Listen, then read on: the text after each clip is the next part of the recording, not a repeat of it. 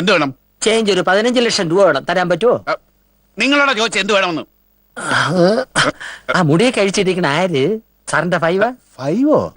ഞാൻ ഉദ്ദേശിച്ച് സാറിന്റെ സ്റ്റെപ്പിനുകളിൽ 5-ാമത്തെ ആണോന്നാ. അനാവശ്യം പറയുന്നോടോ.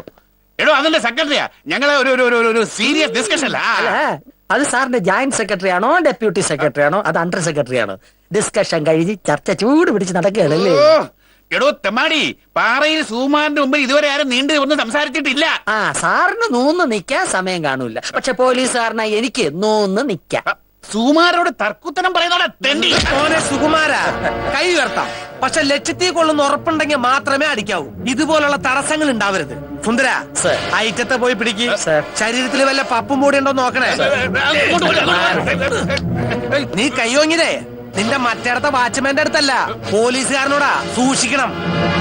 സാറേ ആനപ്പറ ലൈലേ ഇങ്ങോട്ട് മാറിക്കടേ. നിങ്ങളുടെ ഒരു ഫാമിലി ഫോട്ടോ. എന്നെ ഒഴിവാക്കി. രാഷ്ട്രീയക്കാരനല്ലേ, ഏത് സമയത്ത് വേണമെങ്കിലും വാക്കും കാലും മാറാം. ഇരിക്കട്ടെ ഒരു തെളിവിന്.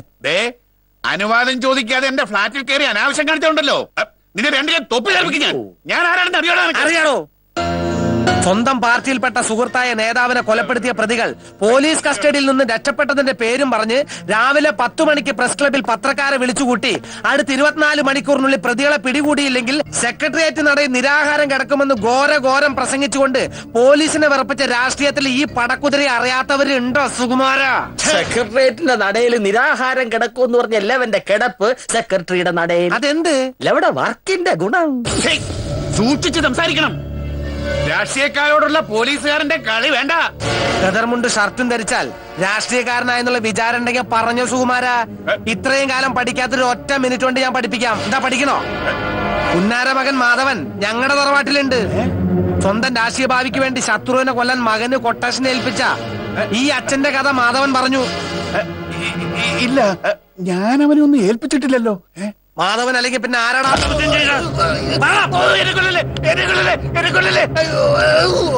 നെൽസനാ കൊട്ടേഷൻ എടുത്തത്. നെൽസനോ? വാഴാന് നെൽസനാ. സംഭവത്തിന് ശേഷം ഞാനിതുവരെ അവനെ കണ്ടിട്ടില്ല. എന്നെ എണ്ണടിച്ച് വന്നിട്ടുമില്ല. അഡ്വാൻസ് മേടിച്ചു പോയതാ. എവിടെയാടാ നെൽസന്റെ വീട്? അയ്യോ, വാഴാന് ഡാമിന് അടുത്തുള്ള ചേരിയില്ല.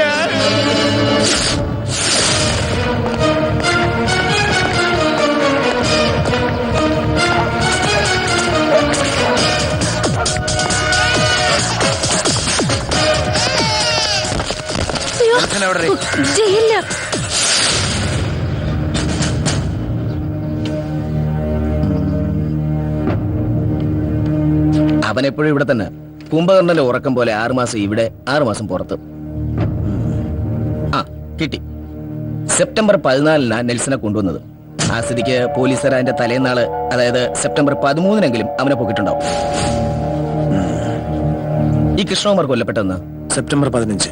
ഓ, 15 പിന്നെ നെൽസൺ അല്ല, വേറെ ആരെങ്കിലും ആയിരിക്കും. Okay sir, thank you very much. It's okay.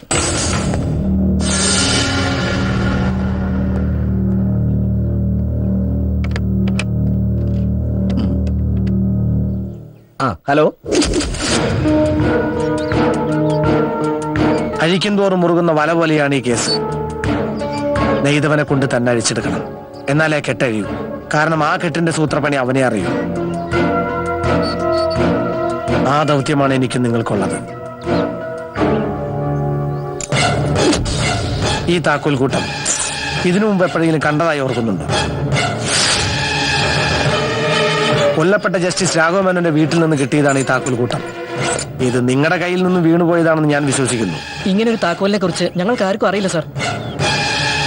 ഇല്ലെങ്കിൽ പിന്നെ നിങ്ങൾ എങ്ങനെ അകത്ത് കയറി? ഞങ്ങൾ അവിടെ ചെല്ലുമ്പോ ജഡ്ജിയുടെ വീടിന് മുൻവാതിൽ തുറന്നു കിടക്കായിരുന്നു. അങ്ങനെയാണെങ്കിൽ ഈ താക്കോലിന് മറ്റൊരു അവകാശം കൂടിയുണ്ട്. അതാര്? സർ, ഒരു സംശയമുണ്ട്. കൊല നടത്തിയ ആളുടെ ഉദ്ദേശം കളവാണെങ്കിലോ? ഇന്നലത്തെ പത്രത്തിൽ ഒരു വാർത്ത ഉണ്ടായിരുന്നു. ആലുവയിൽ നിന്ന് പോലീസ് പിടികൂടിയ താക്കോൽ ചേറു എന്നൊരു കള്ളനെ കുറിച്ച്. ഞാനും വായിച്ചിരുന്നു. എങ്കിലും ഒരു പക്ഷേ ഈ താക്കോൽ ചേറുവിന്റേതായിക്കൂടെ സാർ? ആവാലോ. കൊലപാതകത്തിന് പിന്നിൽ കളവിന് വന്ന ചേറു തന്നെ ആവാം.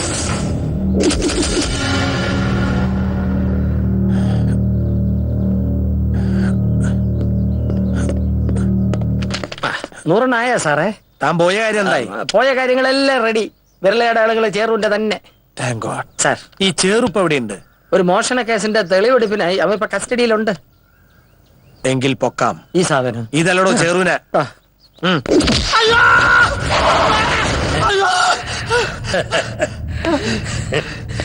സാറേ ഇത് എന്തിന് മീശ അത് ആലിന്റെ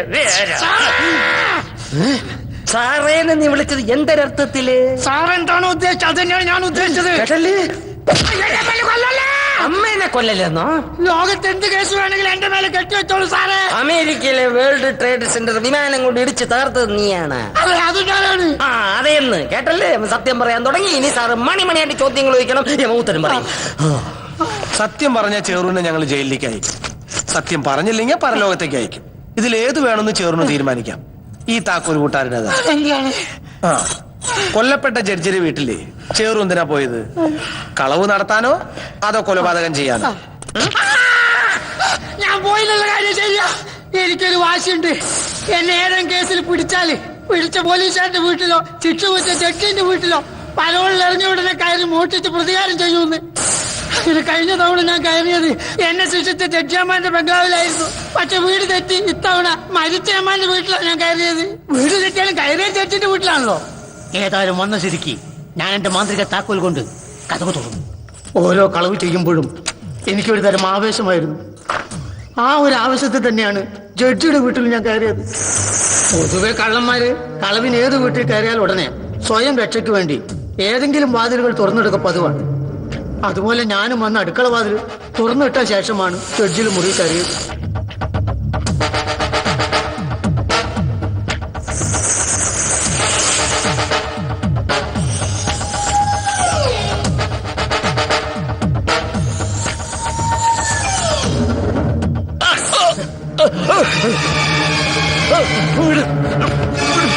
എന്നെ ഞെട്ടിച്ചുകൊണ്ട് ജഡ്ജിയമ്മാൻ ആരോ അപായപ്പെടുത്താൻ ശ്രമിക്കുന്നത് ഞാൻ കണ്ടു. അപകടം മണത്ത ഞാൻ പെട്ടെന്ന് അവിടെ നിന്ന് സ്ഥലം വിടുവാൻ തീരുമാനിച്ചു. സത്യമാണ് സാറന്മാരെ, ഇതിൽ കൂടുതൽ എനിക്ക് ഒന്നും അറിഞ്ഞൂടാ. ജസ്റ്റിസിന്റെ കൊലപാതകത്തിൽ ചേറുവിന് യാതൊരു പങ്കില്ലെന്ന് പറഞ്ഞ സ്ഥിതിക്ക് കൊലയാളിയെ കണ്ടാൽ ചേറുവിന് തിരിച്ചറിയാമല്ലോ. പ്രതിയെ സൂചിപ്പിക്കുന്ന അടയാളങ്ങളോ മറ്റോ? അറിയില്ല സാർ, എനിക്കൊന്നും അറിയില്ല. ഒന്നും ഓർമ്മയില്ല സാർ. കാര്യങ്ങളൊന്ന് കലങ്ങി തെളിയുന്നത് വരെ ഈ താക്കോൽ ചേറ് നമ്മുടെ പൂട്ടിനകത്തിരിക്കട്ടെ.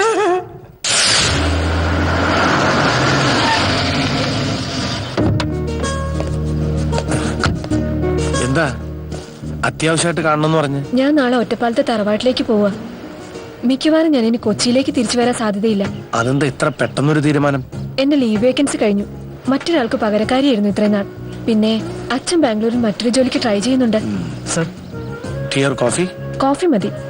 2 കോഫി കൂടെ എന്തെങ്കിലും സ്നാക്സ് ആയിക്കോട്ടെ. ഞാൻ വിളിപ്പിച്ചതിന് മറ്റൊരു പ്രധാന കാരണം കൂടിയുണ്ട്. വളരെ ചുരുങ്ങിയ കാലത്തെ പരിചയമുള്ളെങ്കിലും എന്റെ വളരെ അടുത്ത ഫ്രണ്ട്സ് ആയിരുന്നു രാജീവും സണ്ണിയും മീനുവും. കഴിയുമെങ്കിൽ സത്യാവസ്ഥ കണ്ടുപിടിച്ച് അവരെ പുറത്തു കൊണ്ടുവരണം. ഇതെന്റെ റിക്വസ്റ്റ് ആണ്. തീർച്ചയായിട്ടും ഏതാനും നാളുകൾക്കുള്ളിൽ യഥാർത്ഥ പ്രതികളെ പുറത്തു കൊണ്ടുവരാൻ കഴിയുമെന്നാണ് എന്റെ വിശ്വാസം. അവരെ കുറിച്ച് എന്തെങ്കിലും? അവരെന്റെ കസ്റ്റഡിയിലുണ്ട്. റിയലി? എനിക്ക് അവരൊന്ന് കാണാൻ കഴിയോ? Of course. വേണമെങ്കിൽ രാധികയുടെ യാത്രയപ്പിന് ഞാൻ അവരെയും കൂട്ടി വരാം.